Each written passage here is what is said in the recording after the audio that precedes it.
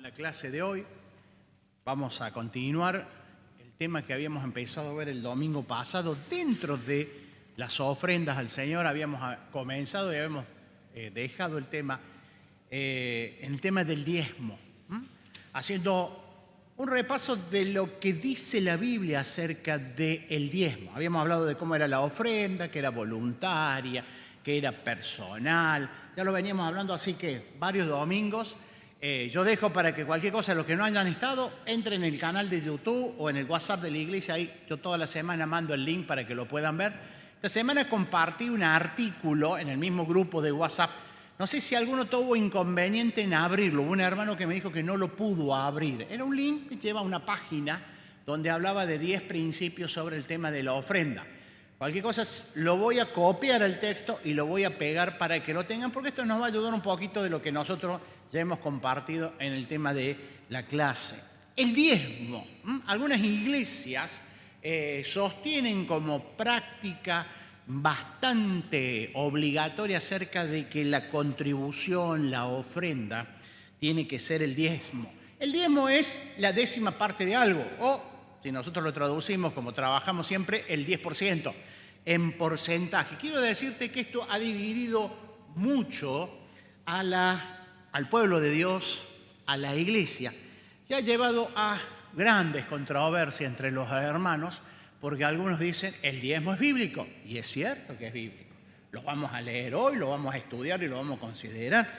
Y eso que sea bíblico ha llevado a que sea una práctica en algunas iglesias, que si bien es bíblico, la forma en que se desarrolla, podemos decir que no se sujeta a la enseñanza de Dios. Aquello que sostenemos de que si bien es bíblico el diezmo, no hay una imposición, que es la conclusión que nosotros vamos a llegar, y los que se defienden del diezmo, ellos sí, pero porque ellos asocian que el diezmo está asociado con la ley, y nosotros en realidad decimos, sí, ya no estamos bajo la ley, sino que estamos bajo la gracia, y llevan a que el diezmo era anterior a la ley. Dice, antes que subiera Moisés, antes de los 10 mandamientos, antes del monte Sinaí, el diezmo ya existía. Y es cierto, y lo vamos a ver hoy. Pero yo quisiera tenemos que ver qué dice la Biblia, no lo que dice David o lo que dice algún otro hermano. El domingo pasado, cuando comenzamos esto, comenzamos a ver el tema de las ofrendas en el Antiguo Testamento. Porque para eso tenemos que ver qué dice la Biblia. Y fuimos al Antiguo Testamento y vimos muy rápidamente las 3 primeras ofrendas que se mencionan en el libro de Génesis. La primera era la ofrenda, ¿se acuerdan de quién? La ofrenda de Abel y Caín. Pero nos vamos a circunscribir en la ofrenda de Abel, que fue aceptada por el Señor. Véanlo en el video, los que no lo escucharon. La segunda, ¿cuál era? La segunda ofrenda. La ofrenda de Noé. Génesis capítulo 4, Génesis capítulo 8. Y la tercera era la ofrenda, encontramos la tercera mención, de Abraham. Génesis capítulo 12.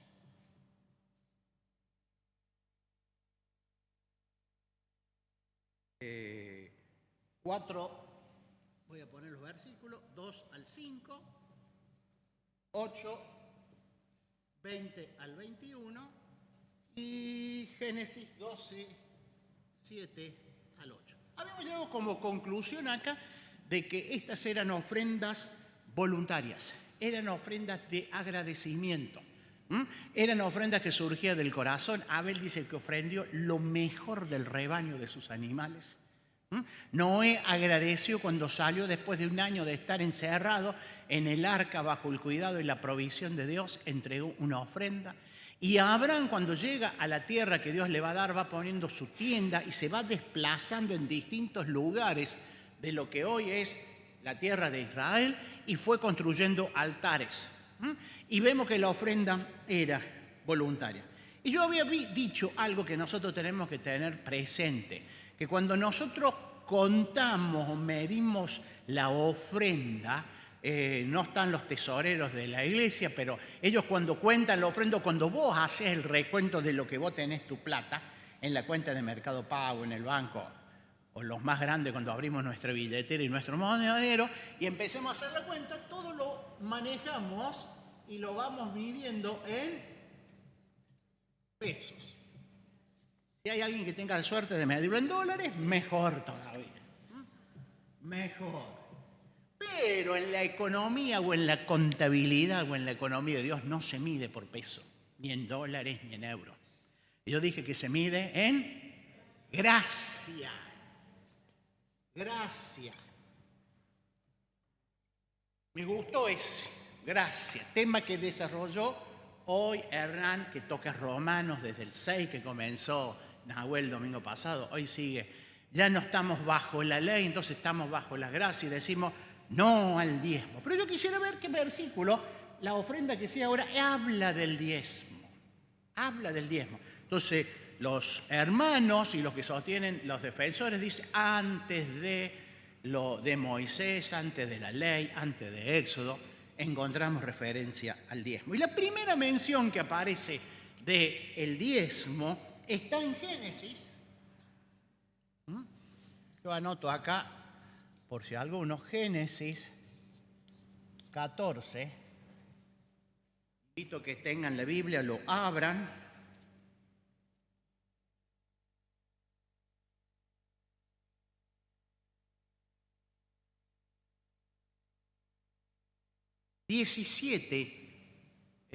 Perdón, estaba en Éxodo.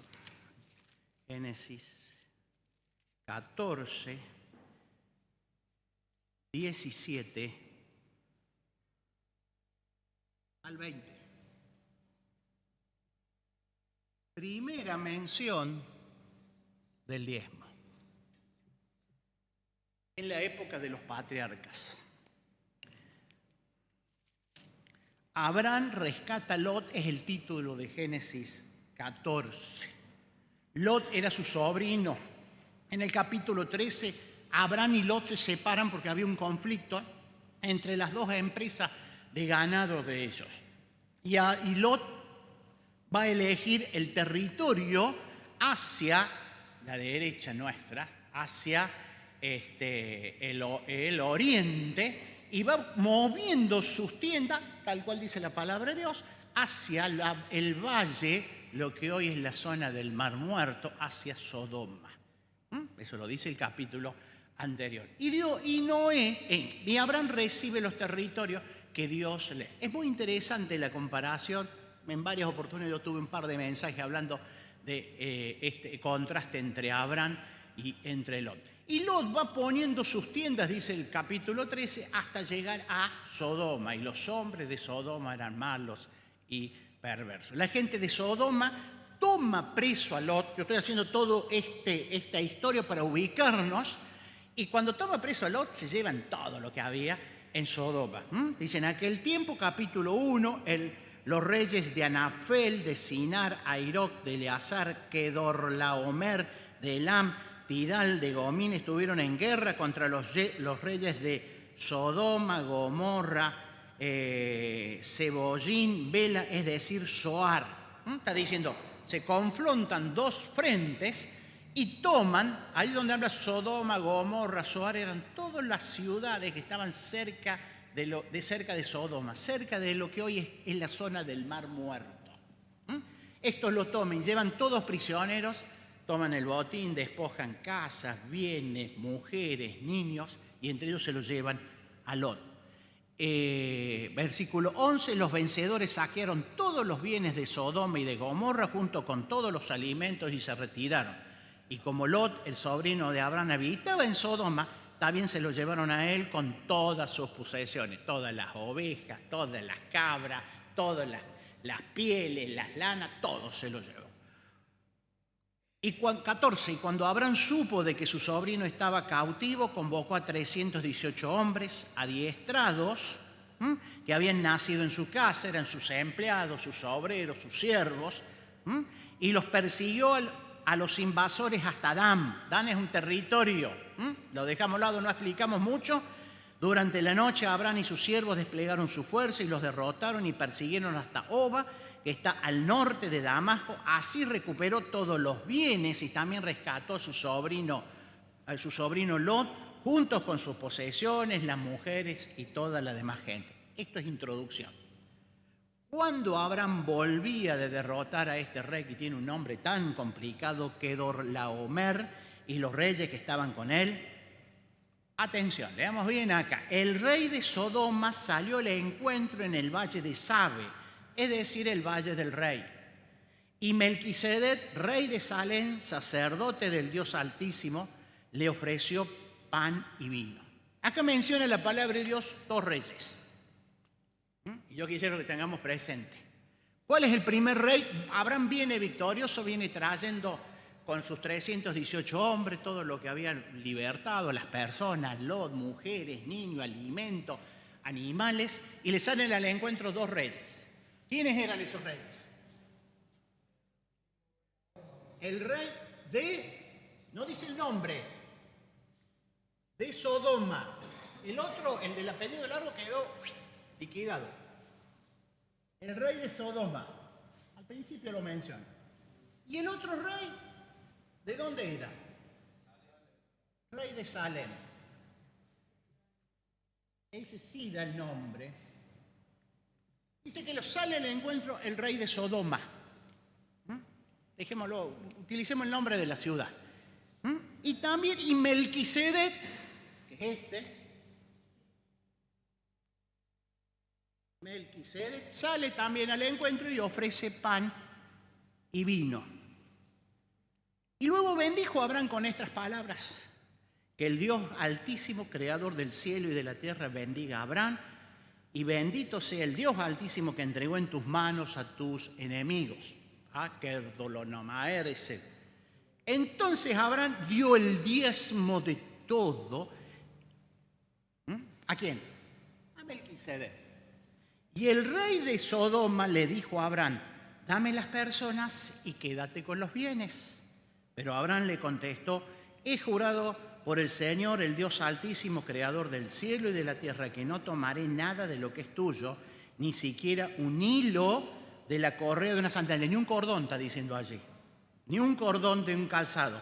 Así nunca podrás decir: yo hice rico a Abraham. No quiero nada para mí, salvo lo que mis hombres ya han comido. En cuanto a estos hombres que me acompañaron, es decir, a Abner, Escol y Manre, que tomen ellos su parte. Viene Abraham con toda la comitiva, trayendo todos los libertados, todo lo que había recuperado. Imagínense, camellos cargados de lana, cuero, miles de ovejas, chicos, mujeres corriendo. Sale Melquisedec, rey de Salem, y ¿qué más? Sacerdote. Y aclara: del Dios Altísimo, de Jehová, de Dios, de tu Dios y de mi Dios. Lo bendice, se le da pan y vino. Y el rey de Sodoma también. Qué bien, Abraham, qué bien lo que hiciste. Quédate con todos los bienes que conseguiste. Quédate con toda la lana, con todos los cueros, con todo lo que conseguiste. Si hay vino, cereal, quédate con todo eso. Tú único, dame la gente de mi pueblo, de mi ciudad. Y Abraham le dice: yo no quiero nada de Sodoma, ni un cordón, nada. Algunos se han comido un par de ovejas, se han tomado algo de agua, de vino, habrán usado eso, pero yo no quiero nada, yo no quiero nada. Y Abraham, de ese botín que había traído, separa un 10%, un diezmo, y se lo da ¿a quién? A Melquisedec. A veces nosotros nos centramos en, mirá, acá está el diezmo, antes de la ley, patriarca dio el diezmo al sacerdote y al rey. Bien, es cierto, es bíblico. Dejamos el 10%, el diezmo allí para Melquisedec. Y yo ayer, mientras repasaba y escribía, me perdí. Mi imaginación voló a la historia pasada, y esa historia pasada la traigo a hoy. Dos reyes.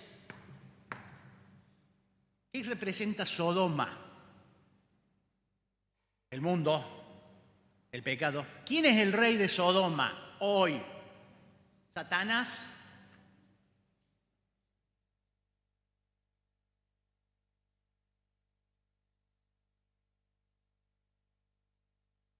¿Satanás? Vuelvo a decir, dejé el diezmo y me quedé acá.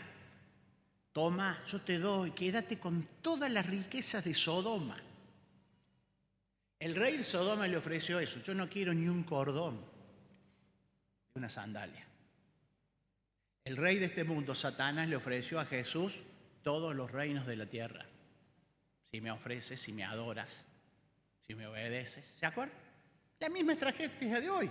La estrategia con Abraham, la estrategia con Jesús. De Sodoma, del mundo, de Satanás, nada.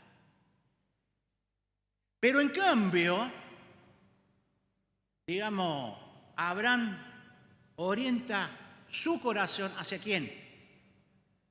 Hacia Melquisedec. Este Melquisedec, en dos pasajes más en la Biblia va a hablar. Uno en Salmo, donde David va a hablar de Melquisedec. Y después, cuando hablamos de Melquisedec, tenemos que ir al libro de Hebreos. Él dice que era rey y sacerdote de Salem, de lo que después llegó a ser la ciudad de Jerusalén. La Jerusalén que hoy todavía está en pie. Él era rey y sacerdote del Dios Altísimo. Quiero decirte que este rey te ofrece riquezas materiales. Este rey ofrece riquezas espirituales. Y Melquisedec es figura de quién, según Hebreos, de Cristo. Pero busco la hoja que sigue. Hebreos 6. Por eso me quedé ayer. Me puse a ver Melquisedec, me fui a Hebreo. No sé. Hebreos 6. Ahí empieza a hablar sobre el sacerdocio. Y va a llegar al final del capítulo sobre Melquisedec. Va a hablar de Melquisedec. Los seres humanos, Hebreos 6, 16. Tendríamos que leer todo el capítulo 7 después, pero vamos a hacer alguna mención. Los seres humanos juran por alguien superior a ellos mismos y el juramento, al confirmar de lo que ha dicho, pone punto final a una discusión. Por eso Dios, queriendo demostrar claramente a los herederos de la promesa que su propósito es inmutable, la confirmó con un juramento. Lo hizo así para que mediante la promesa y el juramento de que son dos realidades inmutables, de las cuales hay dos realidades inmutables, que es imposible que Dios mienta, tengamos por estímulo y poderoso de lo que buscando refugio nos aferramos a la esperanza que está delante de nosotros. Tenemos como firme y segura ancla en el alma una esperanza que penetra hasta la cortina del santuario. Está hablando de los sacrificios de la antigüedad, el templo, el lugar santísimo. Hasta donde Jesús, el precursor, entró por nosotros, llegando a ser sumo sacerdote para siempre, según el orden de Melquisedec. Lo vemos. Este Melquisedec, y acá hace mención a la antigüedad. Ya vamos, Sheila, con esto. Rey de Salem y sacerdote del Dios Altísimo, salió al encuentro de Abraham, que regresaba a derrotar a los reyes, el del apellido difícil, el del nombre. Este Melquisedec significa en primer lugar rey de justicia y además rey de Salem. Esto es rey de paz. No tiene padre ni madre ni genealogía, no tiene comienzo ni fin, pero es semejante del Hijo de Dios que permanece para siempre como sacerdote. Consideren la grandeza de este hombre, a quien nada menos que el patriarca Abraham dio la 10ª parte del botín. Entonces vemos que el autor a los hebreos Para leer Hebreos tenemos que leer todo Levítico, sacrificios, el sacrificio de Aarón, que algo voy a tratar de mencionar muy rápidamente. Dejamos los diezmos allá con Abraham y Melquisedec. Y va a decir que el que recibió los diezmos fue Melquisedec, rey y sacerdote. Hay algunos que, como dice acá, que Melquisedec no tenía ni padre ni madre.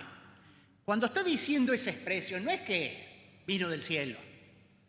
Algunos han querido tomar esto para decir que Melquisedec era una teofanía. ¿Saben lo que es una teofanía? Es una manifestación del Señor Jesucristo antes del nacimiento con María. No es así. Lo que está diciendo el autor a los hebreos, que no tenía padre ni madre, es que no registramos nada de quién era su papá, su mamá, de dónde venía, quiénes eran sus hijos, su genealogía. El pueblo de Israel era muy estricto en la genealogía. Por eso vamos a leer genealogía en el Antiguo Testamento. Encontramos en Génesis, encontramos en Número, encontramos en Mateo. Genealogía, hijo, engendró el padre. Pero este no tiene, no es que no lo tuvo, no quedó registrado. Y tiene, vamos a decir, un nuevo orden en la palabra que utiliza acá. De una nueva familia. De una nueva familia, un nuevo sacerdocio. En cambio, dice, ahora bien, versículo 5, estoy leyendo el 7 al 5. Los descendientes de Leví, de los sacerdotes de Leví que reciben el sacerdote, tienen por ley el mandamiento de cobrar los diezmos del pueblo, que es lo que vamos a ver un poquito más adelante, es decir, a sus hermanos, aunque estos también son descendientes de Abraham. En cambio, Melquisedec, que no era descendiente de Leví, recibió los diezmos de Abraham y le bendijo, que tenía promesa. Está diciendo, había dos sacerdotes en el Antiguo Testamento. El sacerdocio de Leví o el sacerdocio de Aarón, del libro de Levítico, de las vestiduras, de los sacrificios, de los corderos, de todo lo que habla hebreo.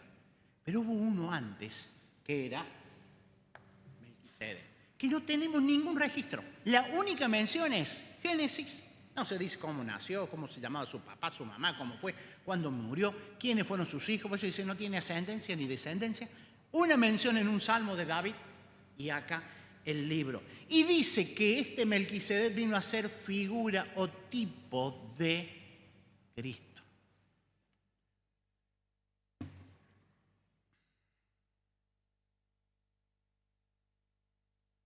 Hago otro paréntesis más para entender un poquito más. En el Antiguo Testamento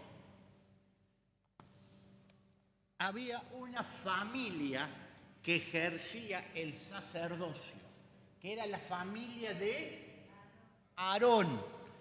Y dentro de la familia de Aarón, el hijo, lo tenés que poner abajo, Leví.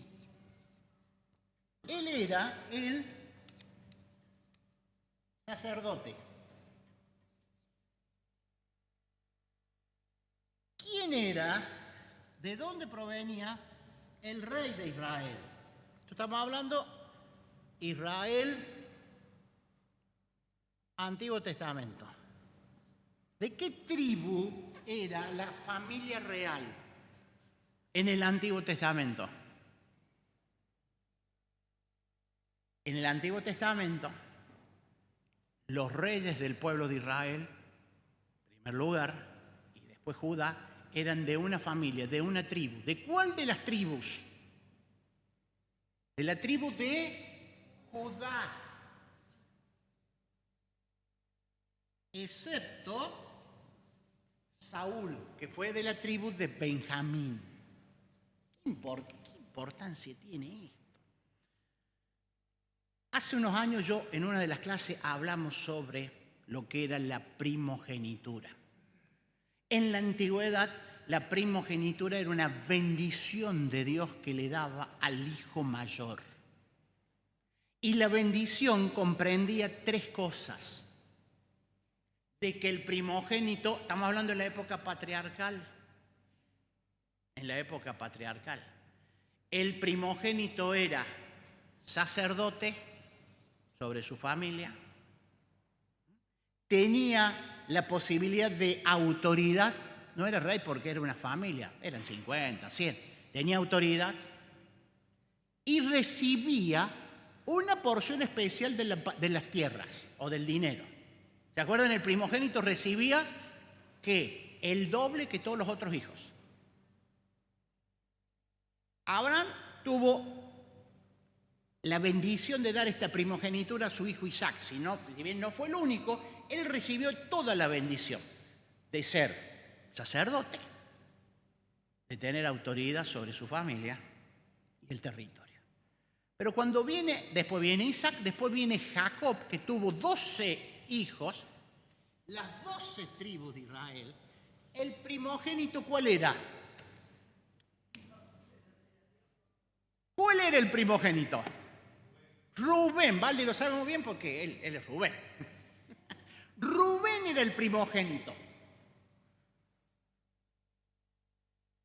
Esto es historia, pero tiene una implicación espiritual. Rubén era el primogénito. A él le correspondía ser sacerdote, familia real y doble posesión. Pero Rubén no se portó bien. Después el otro que le seguía, entonces cuando no era el segundo, era, se me fue el nombre y no lo noté, Simeón. Orden cronológico. Que ustedes buscan, va a decir Jacob tuvo, Rubén, Simeón, Leví y Judá. Estos dos no anduvieron bien, mataron a los que violaron a la hermana. Rubén era el responsable de José, ¿se acuerdan? ¿Se acuerdan de José cuando lo detiene? Él le salva la vida, pero era el responsable. Entonces, cuando llega la bendición de Jacob, él no le da el beneficio de ser primogénito Rubén, no le da la bendición a Simeón y decide dividir las 3 bendiciones y le dice, vos Leví vas a tener la bendición de ser sacerdote. Y viene el sacerdote, claro, el Leví, pero después pasaron 500 años, vino Aarón y vino el descendiente, el hijo de Aarón, era de la tribu de Leví, pero era en los hijos de Aarón. Y ellos fueron los sacerdotes. Sin saber, Jacob le dijo que la familia real era para el cuarto hijo, Judá. Y Dios, cuando Jacob estaba bendiciendo a sus hijos, estaba proclamando proféticamente que los reyes de Israel iban a ser de la tribu de Judá. Y el rey de reyes iban a ser de la casa de David, de la tribu de Judá. La palabra de Dios se cumple siempre. Y el territorio, ¿a quién se lo dio? Jacob. Al hijo que más amaba. ¿Qué se llamaba? José. ¿Por qué? Porque José le dio doble porción. Porque José tenía 2 hijos, la tribu de Efraín y Manasés. Por eso vamos a ver que están las tribus de Efraín y Manasés que no eran hijos de Jacob, eran hijos de José. Y ellos recibieron la bendición del territorio. Leví no recibió territorio. Esto es historia, pero tiene aplicación espiritual. Y vemos acá, que la bendición de Dios se separa en el pueblo de Israel. Y se separa en el Antiguo Testamento. Y no hubo nunca un rey y sacerdote. Solo Melquisedec. Vino Aarón, vino Eleazar y vino toda la descendencia de Leví, lo dice el libro de los Hebreos. Pero vino alguien del orden de Melquisedec, Cristo Jesús. Y acá yo quiero trasladarnos a nosotros. Primera Pedro capítulo 2.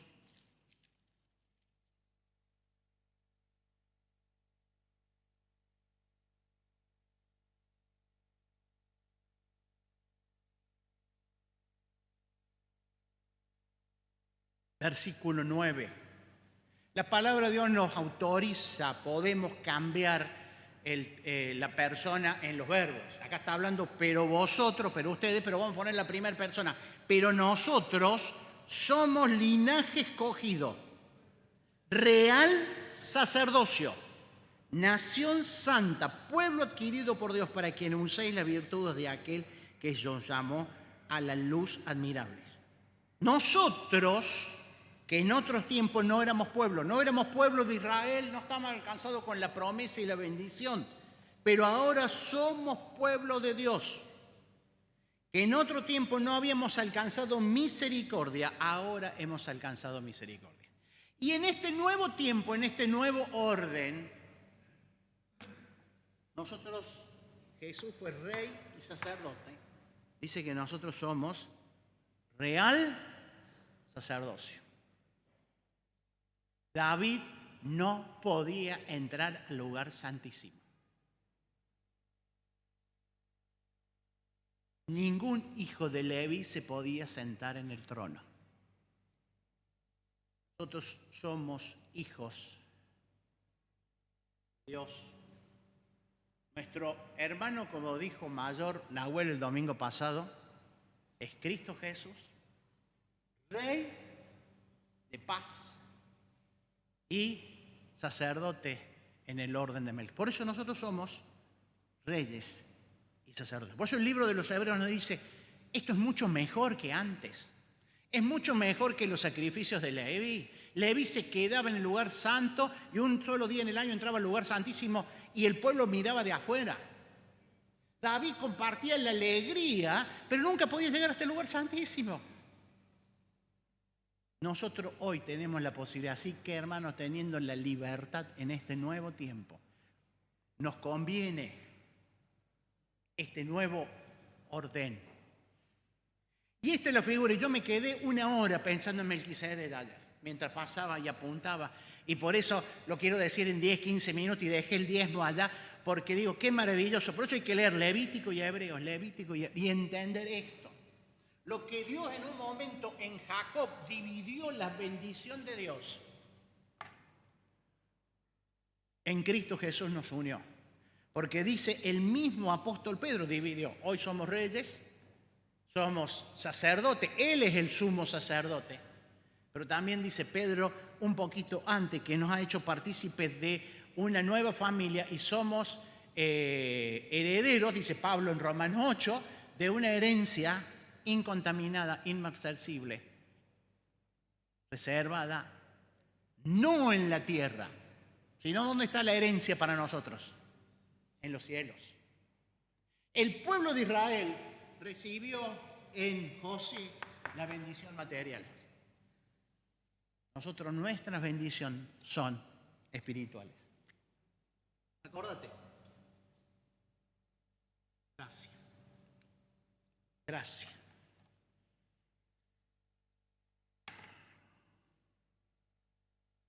Dejamos a Hebreo y nos vamos a Abraham y a Melquisedec, el rey de Sodoma. Llévate todo lo que quieras, yo no quiero nada de vos. Melquisedec. ¿Qué es lo más importante de Génesis capítulo 14? El 10% que le dio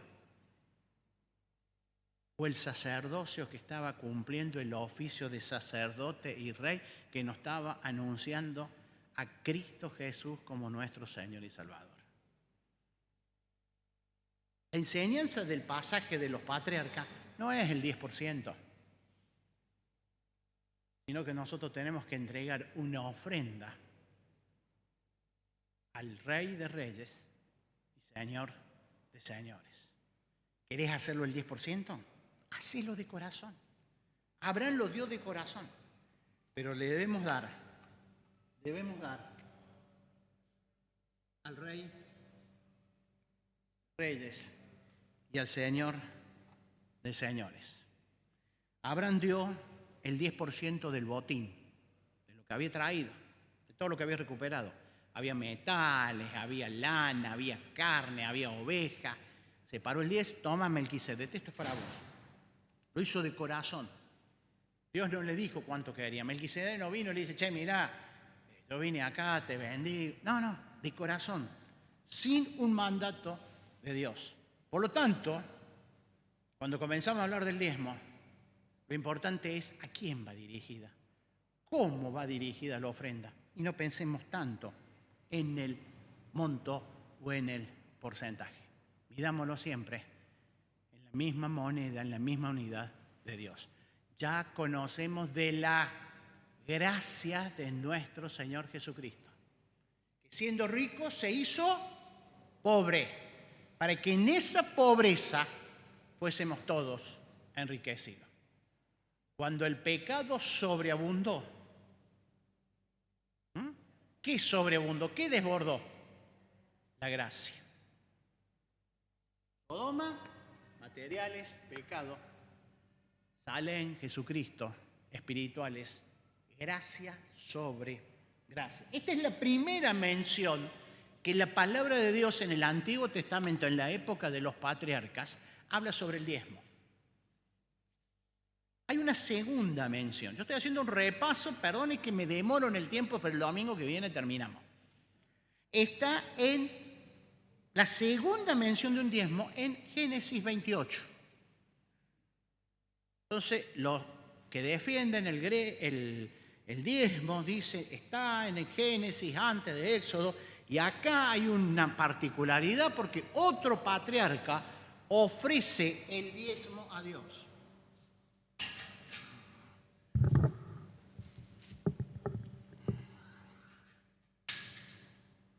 Segunda mención antes de llegar a el Pentateuco, antes de llegar a Éxodo y a Levítico. Está, dije, en Génesis 28, 16 al 22. El que participa acá es Jacob.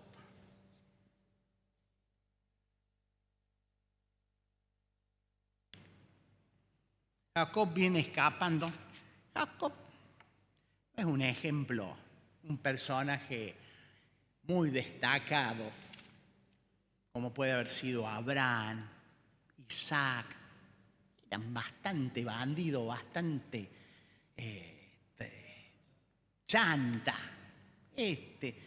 Pero a pesar de su actitud, Dios los rescata, Dios los redime. Y al pueblo de Israel reconocían en Abraham, Isaac y Jacob sus patriarcas. Él viene escapando de Saúl, que lo quiere matar porque le robó la primogenitura, lo que estamos hablando recién. A yo lo mato porque es un desgraciado, se aprovechó de que el papá no ve, de que está ciego, se disfrazó. Y él se escapa, se va. Es toda una historia como para armar una linda serie de Netflix y verla. La mamá arma el bolsito, la mochila, escápate, andate a las tierras de mis antepasados, de mi familia, ahí te van a recibirte. Y mientras él se va, claro, él se fue. Toda la primogenitura y todo lo que había recibido quedó en la casa de Jacob. Ahí estaba la caja con la plata, estaban todos los animales, estaban las tierras, estaba allá, y él se va.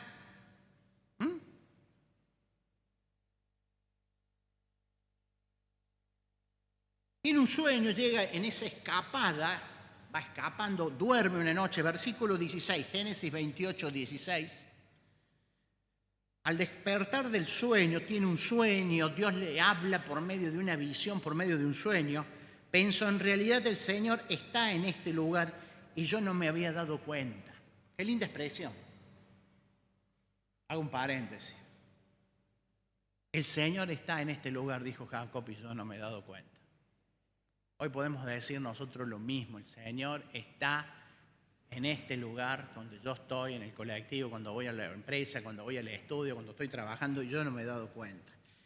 Y con mucho temor añado, qué asombroso es este lugar, nada menos que es la casa de Dios y la puerta del cielo. A la mañana siguiente Jacob se levantó temprano, tomó la piedra que había usado como almohada y la erigió como una estela, como un monumento, digamos, y derramó aceite sobre ella. Y en aquel lugar había una ciudad que se llamaba Luz. Pero Jacob le cambió el nombre y le puso por Betel, que quiere decir casa de Dios. Y luego Jacob hizo un voto, dice la versión Reina Valera, para los que tienen Reina Valera. La nueva versión internacional dice, hizo esta promesa. si Dios me acompaña y me protege en este viaje que estoy haciendo, y si me da alimento, ropa para vestirme, y si regreso sano y salvo a la casa de mi Padre, entonces el Señor será mi Dios. Y esta piedra que yo erigí acá como pilar será casa de Dios, y todo lo que Dios me dé, le daré una décima parte o le daré el diezmo. Entonces, los que sostienen el diezmo antes de la ley, dice acá está Jacob, dijo a Dios que le iba a dar el diezmo si lo protegía. No tomemos este versículo y hagamos decir a la palabra de Dios lo que no dice. No saquemos un texto del contexto para armar, yo no diría un pretexto, una herejía. Y hacer un trato, un negocio con Dios. Si vos me acompañás, porque Jacob lo dijo, podemos escucharlo, podemos leerlo, podemos verlos en videos de YouTube de predicadores, predicadoras que dicen, si yo, Señor, me das esto, me protege. Jacob estaba pensando en volver a buscar la primogenitura, todo lo que había dejado acá a causa de que había tenido que escapar. Yo te ofrezco esto, te voy a dar el 10%. Hizo, ¿qué dice la nueva versión, la Reina Valera? ¿Qué hizo Jacob? ¿Cómo utiliza esa palabra? Un voto. La Reina Valera dice hizo voto, mientras que la nueva versión internacional dice hizo esta promesa. Quiero decirte que estos dos términos son sinónimos. La palabra voto viene de una palabra latina que quiere decir promesa. No es el voto que emitimos el domingo pasado, eso no es el voto de elegir, sino que cuando la palabra de Dios habla de voto, habla de promesa. Habla de que alguien hace una promesa a Dios. Hace una promesa a Dios. ¿Alguno recuerda que alguien haya hecho un voto en la palabra de Dios que registre alguna historia? Hago una pregunta, a ver. Pablo. Bien, se me adelantó muchísimo en el tiempo. Pablo hizo un voto. Bien, ¿qué más? En el Antiguo Testamento hay alguien que hizo un voto.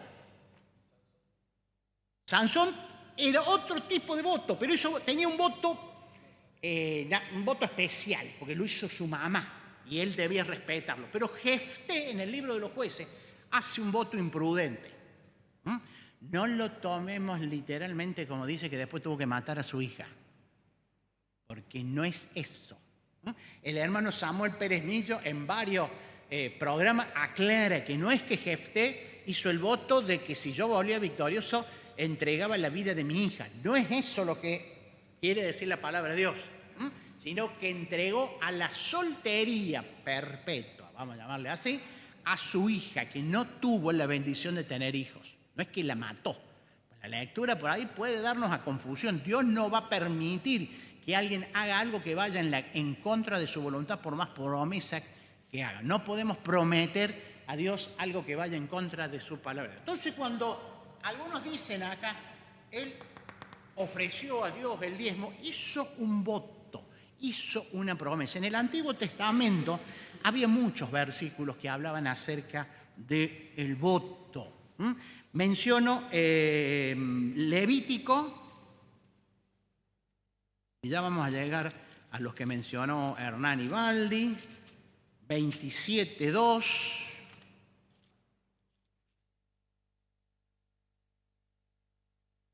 El Señor le ordenó a Moisés, Levítico 27:2, el que dijere a los israelitas, cuando alguien quiera hacer al Señor un voto especial, una promesa especial, equivalente al valor de una persona, y comienza a dar toda una lista. Entonces dice, puede haber israelitas que quieran hacer una promesa a Dios, pero este es el principio. Lo tiene que cumplir. Lo tiene que cumplir. Si vos le haces una promesa a Dios, si vos vas a hacer esta promesa, en el Antiguo Testamento estaba el voto. Números 32.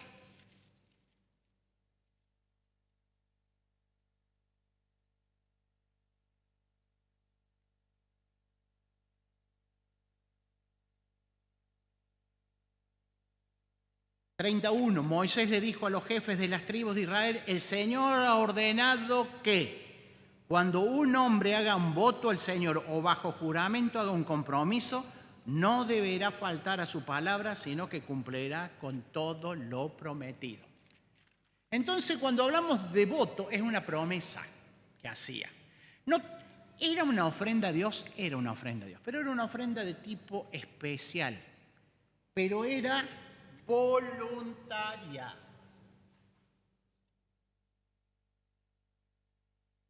Y Dios dice, el que haga un voto, una promesa, la cumple. La cumple. Números capítulo 6 está el voto tal vez más grande, que es el voto del nazareo. El Señor le ordenó a Moisés que dijera a los israelitas, cuando un hombre o una mujer haga voto especial de nazareo, un voto que lo consagre al Señor como nazareno, deberá abstenerse de vino y de otras bebidas fermentadas, no beberá vinagre ni vino y otra bebida fermentada, tampoco beberá jugo de uva, nada que tenga alcohol, nada que lo pueda sacar de su equilibrio natural. Mientras dure su voto de nazareno, no comerá ningún producto de la vid ni semilla, no podía tocar nada que estuviese muerto, podrido, descompuesto. Era un voto especial. El significado exterior era que se tenía que rasurar la cabeza. Y el ejemplo más significativo en el Antiguo Testamento fue Sansón, donde el voto de nazareo, ¿quién lo hizo? Su mamá. Entonces su mamá le dijo, vos vas a tener un voto. En este caso no se iba a cortar el cabello. No se iba a cortar el cabello, pero debía ser consagrado a Dios. Era un voto perpetuo.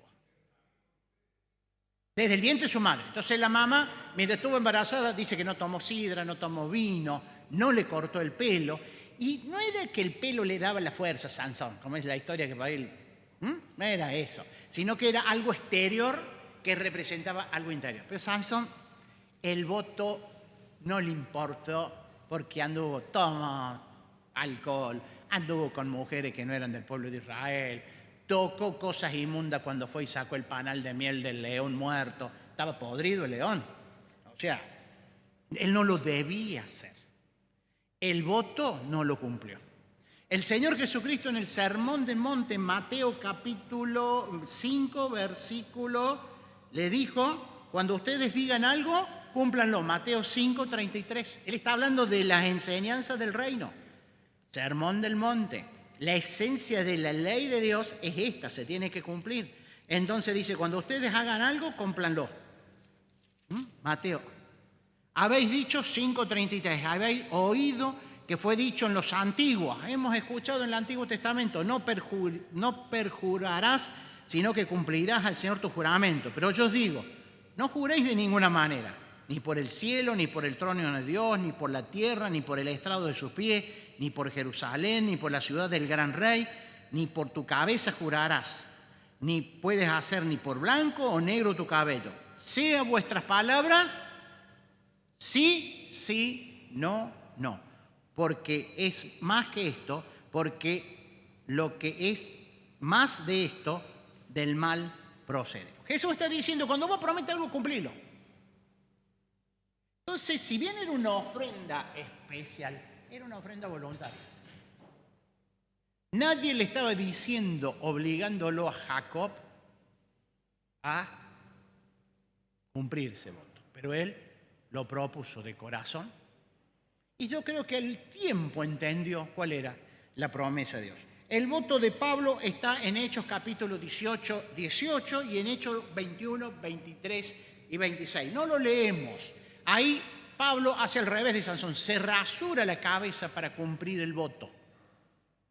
Pero tenemos que tener en cuenta que ese voto estaba vinculado con el pueblo de Israel. Pablo era judío, si bien era apóstol a los gentiles, él estaba por ir a Jerusalén. Iba a cumplir con la fiesta de la Pascua, él iba a cumplir como judío. Y quería decir, yo sigo siendo judío, pero la ley la cumplo, pero ahora hay un nuevo tiempo. Ya no estoy bajo la ley, sino que estoy bajo la gracia de Dios. Pero quiero cumplir el precepto de la ley. Hizo una promesa y lo quería demostrar exteriormente. Iba con otros hermanos allí, él lo hacía como judío. De la misma forma que cuando circuncida a Timoteo. ¿Por qué circuncidó Pablo a Timoteo? A causa de los judíos. Bien, pero algo más. Porque Timoteo era judío. Era de madre judía y de padre griego. Era judío. Entonces le dice, vos tenés que cumplir como judío, como ciudadano del pueblo de Israel. Cambio, Tito era gentil y Pablo no hizo que se circuncidara, porque no era judío. Entonces estaba cumpliendo, por eso es el voto de Pablo. Hoy yo hago una promesa al Señor. El Señor no te obliga a que hagas una promesa. Si la haces, cumplila. Lo mismo si yo le prometo a algo a un hermano, cumplilo. Y si no lo vas a cumplir, no lo digas. Voy a orar por vos, Hernán, en esta última etapa. De nada sirve. Hago lo mismo que hizo Sansón. Voy y meto en la mano en la carne podrida del rey.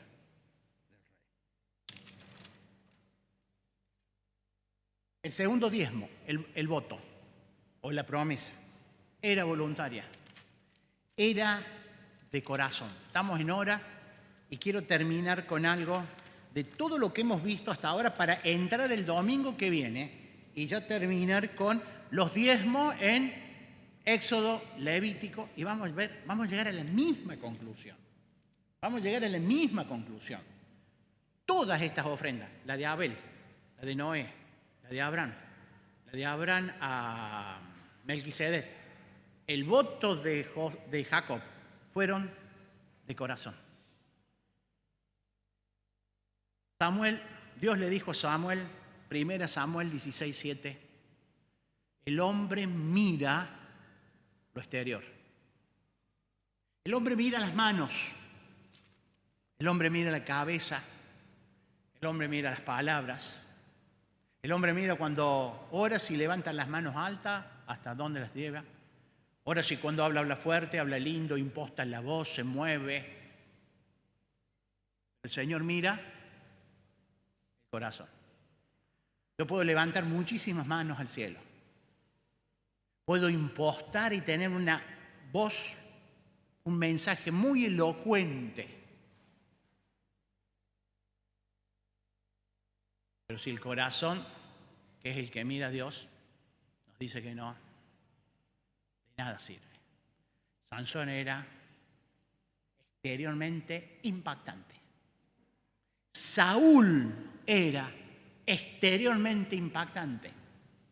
No había persona, fueron las dos personas destacadas exteriormente. Era lo mejor que podían haber buscado. Si vos estabas sentado y tenías que elegir a alguien para que dirigiera el reinado, para ponerlo a cargo de tu empresa, lo elegías seguro a Sansón y a Saúl. Pero Dios mide el corazón. Y había dejado de lado a Saúl para elegir el hijo más chico de Isaí para que ocupe el trono de Judá. Dios mira el corazón. Por eso, ofrendemos como Abel, como Noé, como Abraham. ¿Querés dar el diezmo? Da el diezmo. Y vamos a ver que el pueblo de Israel daba más que el diezmo. Pero había una característica que está en todas. Lo hacían de corazón. El domingo que viene, yo ya lo tenía preparado, el domingo viene terminamos, la ofrenda era de corazón.